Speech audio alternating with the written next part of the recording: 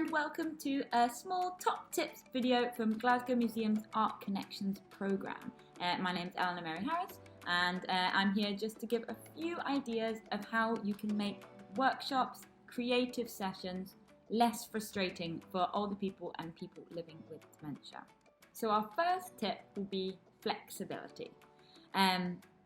Flexibility is really important when you're working with people. It's of course important to have a workshop plan, and as you know, you can access the ones that I've created for you guys if you're looking for some ideas. So you want a plan A, maybe a plan B, but the thing to always remember when working with people living with dementia is people will be experiencing that workshop in different ways, so we need to always be adaptable to make sure they're getting the most out of that time and engaging with the collections as much as possible.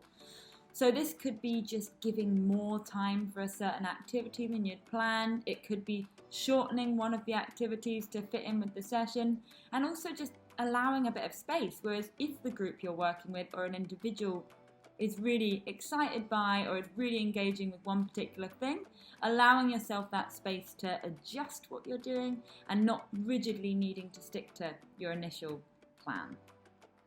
My second top tip would be making sure you are creating a physical dementia-friendly space.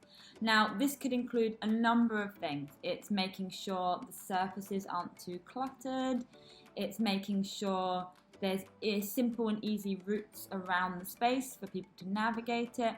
It's as simple as making sure toilets and facilities are signposted and labelled as much as physically possible. It's also around thinking about the different sensory aspects as well, like is there a lot of background noise, is there a lot of echoes, and it's just making sure you're creating a space that is as kind of calm but also as simple and pared back as possible so that people can really focus on the task that you are asking them to do.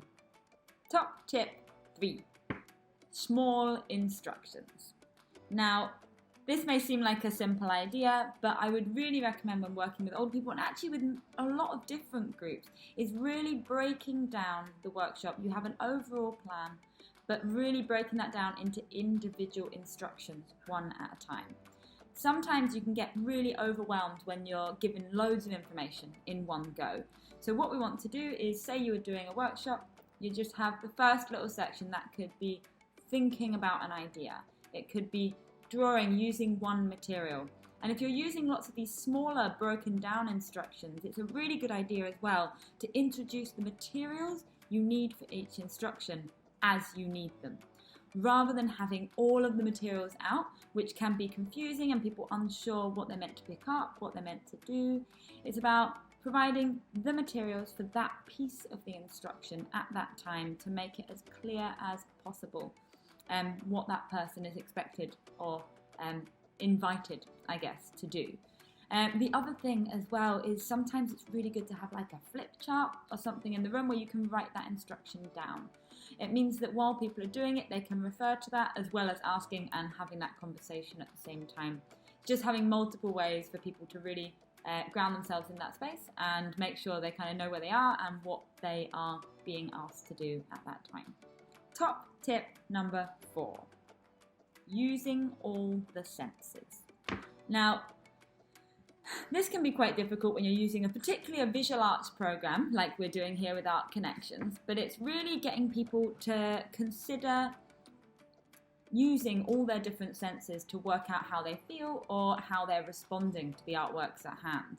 So if you have an artwork from the museum and you're showing it to a group, I find it really useful to ask people what they see, but also what they imagine hearing, what they imagine smelling, what they imagine feeling. And I think this gets it a bit deeper, especially when people have multiple different sensory needs. You can tap into different people's and how they want to experience something, which can be really exciting. You can also get some really good engagement with this as people kind of interact with the artworks maybe on a different level that they would immediately. And to my final top tip for running creative workshops, make sure people can complete a task in the time that you have. You might not have the same group back in, even if you are hoping to. If you're working with like different groups of people, you never know who's going to be able to come and who's going to feel up for coming. So you want to be able to finish a task and get that satisfaction of creating something and finishing something within that session. What I would say is a really other big part of this is making sure there's time at the end for reflection and check out.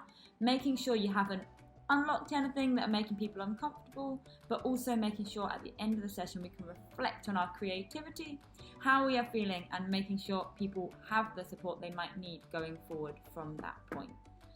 So those are my major tips. I hope they're helpful. I hope you find the workshop plans we've put together as part of the program really fun and exciting, and I can't wait to see all the work that people create while being inspired by the Glasgow Museum's collections. So we hopefully will see you soon, and good luck with it all. Thanks so much. Bye bye.